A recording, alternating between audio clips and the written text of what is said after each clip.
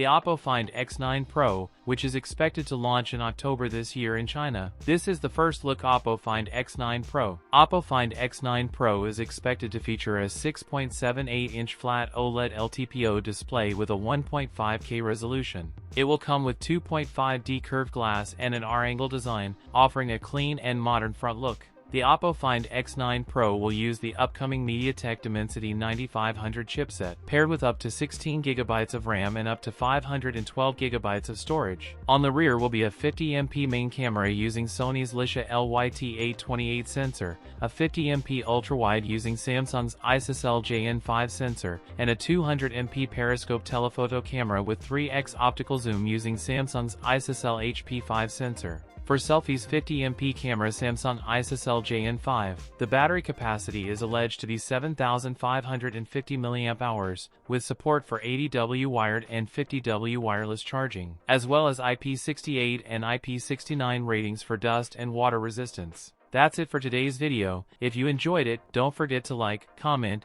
and subscribe for more content. Thanks for watching, and I'll see you in the next one.